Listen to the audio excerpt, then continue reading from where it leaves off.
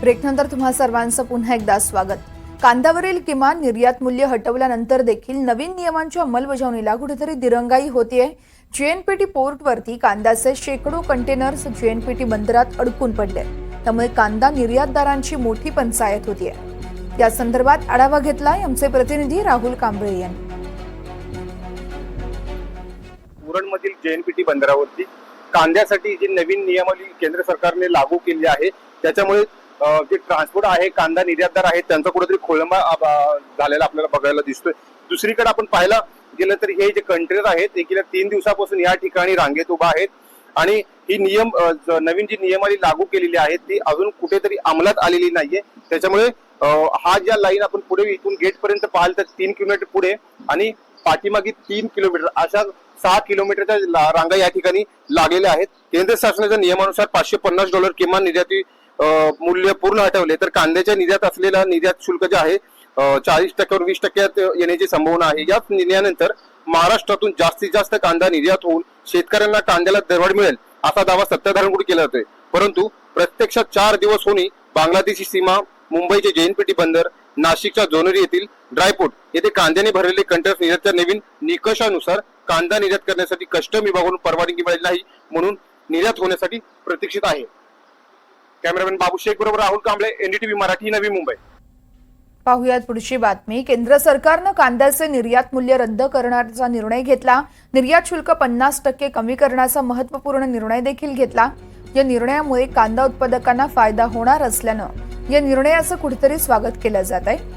कांदा दर नियंत्रणात राहावा यासाठी केंद्र सरकारनं कांद्याच्या निर्यातीवर $550 मूल्य लावलंय आणि निर्यात शुल्कही 40% वाढवल्यानं निर्यात न झाल्यानं कांद्याचे दर हे पडले आहेत। त्यामुळे सध्या शेतकऱ्यांमध्ये मोठ्यावर दोष निर्माण झाला होता।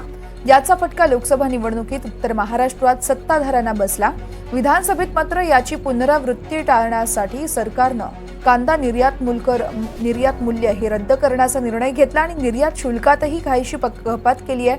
50% ही कपात होती, त्यानंतर त्याच खरं तर कांद्याच्या दरात परिणाम बघायला मिळाला। नाशिकच्या लासलगाव बाजार समितीमध्ये कांद्याच्या भावात प्रति क्विंटल ₹400 वाढ झाली, त्यामुळे सध्या शेतकऱ्यांकडून समाधान व्यक्त केलं जात आहे।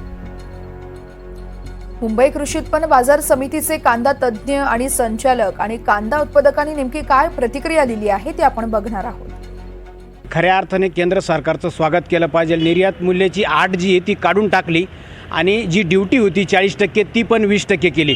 तर आमचं शेतकऱ्यांचं म्हणणं असं आहे 20% सुद्धा ती काढून टाकावा, कारण शेतकऱ्यांचा जो शेतीतून उत्पादित केलेला माल आहे याच्यावर कोणत्याही प्रकारचं बंधन नसावं।